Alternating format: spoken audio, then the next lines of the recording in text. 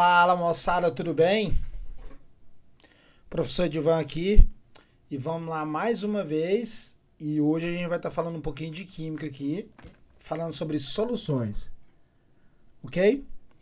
Então vamos lá. A aulinha aqui a gente vai dar um início seguinte. Primeira coisa, né, soluções são misturas de duas ou mais substâncias que estão em apenas uma fase de agregação, sólido, líquido ou gasoso. Apresentam um aspecto uniforme e homogêneo. Beleza. O que é uma solução?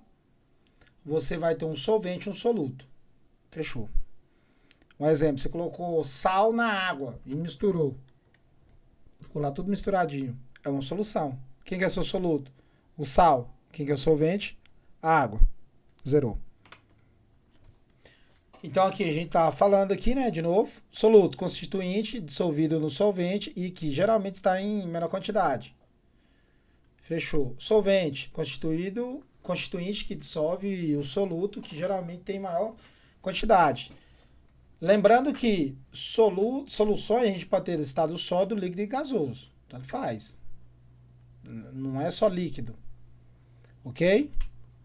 Aí a gente tem o seguinte também, classificações das soluções.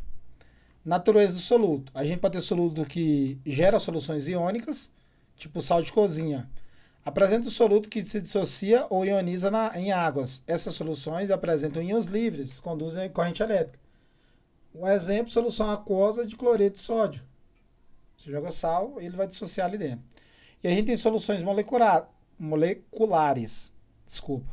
O soluto dissolvido não se dissocia nem se ioniza com a água. Exemplo básico, solução de água com açúcar. Você colocar água com açúcar, é uma solução molecular. Ok? Então é um outro exemplo que a gente tem de solução. Só voltando aqui a solução representada para a gente está no estado líquido. Mas ligas metálicas, né, aço, é uma junção de carbono e ferro. Então é uma porcentagem ali. É um tipo de solução. Né? O cobre que é usado para as redes elétricas não é só cobre puro. Então é um tipo de solução. Gás, igual o gás que a gente respira, né? O ar que a gente respira é um tipo de solução. Porque a gente tem um gás com maior quantidade e outro com menor. Ok? Solubilidade e coeficiente de solubilidade. Resumindo, o que é isso? Quanto que um solvente, né? Quanto que um solvente consegue dissolver de um determinado soluto? É a quantidade máxima que um soluto pode ser dissolvido em uma quantidade padrão de solvente em uma dada temperatura. Você coloca lá o solvente e vai colocando soluto, né? Tipo, exemplo, água e sal. Chegou uma hora, chega o limite. Que o sal não consegue dissolver mais ali dentro. Então, o que isso vai acontecer? Nesse momento, a gente pode classificar como insaturado, saturada e supersaturada. Insaturada, a quantidade de soluto dissolvido está abaixo do limite de solubilidade. Saturada, a quantidade de soluto dissolvido está igual ao limite de solubilidade. E supersaturada, ou saturado com corpo de fundo, a quantidade de soluto dissolvida é maior que a quantidade limite de solubilidade. São soluções instáveis, está aí entre parênteses. Talvez eu estou cortando aqui, minha cabeça está cortando aí o que está escrito no slide, mas está dizendo isso. É aquela situação, você colocou um pouquinho de sal, misturou, ficou beleza. Solução insaturada. Então, o momento que você vai adicionar aqui, ela vai chegar no limite. Então, a gente fala que isso é solução saturada. Então, a condição que se você não aumentou a temperatura, né? Você coloca sal lá dentro. Aquele sal não dissolve e depois ele deposita e vai para o fundo. A solução está super saturada ou saturada com corpo de fundo. Aqui, ó, a gente tem um exemplo aqui do nitrato de potássio. 5 gramas de sal adicionado a 100 gramas de água, 100 ml, a 10 graus Celsius. Solução insaturada. 20 gramas de sal, nitrato de potássio, adicionado a 100 gramas de água, 100 ml, a 10 graus Celsius. Já saturou, está no máximo. Se eu colocar mais, igual aqui em cima, ó, próximo da cabeça aqui, 25 gramas de sal, adicionado a 100 gramas de água, já gera 5 gramas de precipitado. O que é isso, professor? Não consegue dissolver mais. Essa quantidade de água não consegue dissolver mais. Então já está ultrapassando o coeficiente de solubilidade ou solubilidade. Aí a gente pode analisar isso no gráfico. Aqui eu tenho um exemplo do sal de cozinha. Aí nesse gráfico aqui, na vertical, eu tenho a quantidade, coeficiente de solubilidade do sal em 100 gramas de água.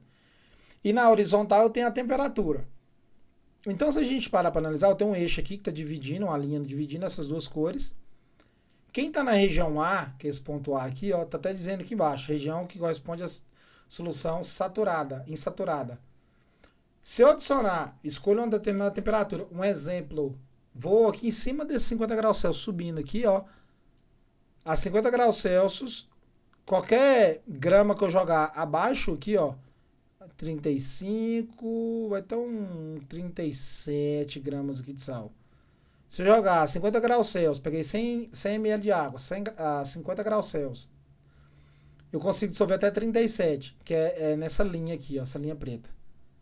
Se eu jogar menos, é insaturado. Se eu jogar até a linha, saturado. Se eu jogar mais, eu já estou invadindo essa outra cor, do lado B, aí já começa a gerar um corpo de fundo, supersaturado. Então, no gráfico, tem como a gente analisar isso. E no gráfico também, olha isso aqui. Esse é o gráfico do coeficiente de solubilidade do nitrato de potássio. Como você olha aqui na horizontal, conforme você aumenta a temperatura, esse eixo só aumenta. Você consegue dissolver muito mais sal ali dentro. Muito mais sal. Muito mais sal. O que isso quer me dizer? Que conforme aumenta a temperatura, esse sal absorve essa temperatura para ele dissociar melhor ali dentro. O nome disso é endotérmico. Então, esse sal é endotérmico. Ele absorve a energia térmica para ele, para ionizar ali, né? Fazer a ionização, quebrar e dissolver melhor. Conforme aumenta a temperatura, ele absorve mais, então ele é endotérmico. Endo para dentro. Ele absorve a energia térmica para quebrar e para dissolver melhor. Tem sal que é o inverso. Tem uma coisa que já me falaram várias vezes e eu nunca fiz o teste e eu vou fazer o teste. Você já fez? Deixa no comentário, né? Diz que quando a gente coloca sabão em pó na água, ela dá uma levemente aumentada na temperatura. Várias alunas, geralmente, dependendo da turma que eu estou dando aula, são pessoas que já é dona de casa e tal, elas comentam isso. Então isso é interessante, porque o sabão em pó, ele absorve aquela energia térmica, quer dizer, desculpa, no sabão em pó, se a água aquece, ele faz a liberar, é exotérmico. No endotérmico, no caso, seria a ureia. Só corrigindo aí, porque nesse caso do sabão em pó é exotérmico. Aí, no caso aqui do gráfico aqui, ó, que a gente tá falando endo, absorve para quebrar. No caso que a gente tem a ureia, um adubo da agricultura, que quando você coloca na água, a água fica geladinha. Porque ela absorve a energia térmica da água. Ele precisa absorver para quebrar. Aqui, ó, o mesmo caso do sal de cozinha, do nitrato de potássio. Agora do sabão em pó é isso aqui, ó. Exotérmico. Você pode reparar aqui no eixo da horizontal, que conforme você aumenta a temperatura, a curva de solubilidade aqui, ó, faz diminuir. É o caso do sabão em pó que a gente está citando. Quando você coloca um pouquinho de sabão em pó na água, eu nunca fiz esse teste, vou fazer, espero fazer, diz que a água aquece levemente. Então é porque aquele sal, na hora de quebrar, ele está liberando energia térmica, precisa liberar. Então quando você aumenta a temperatura do solvente, que é a água que você está dissolvendo, você não está ajudando ele.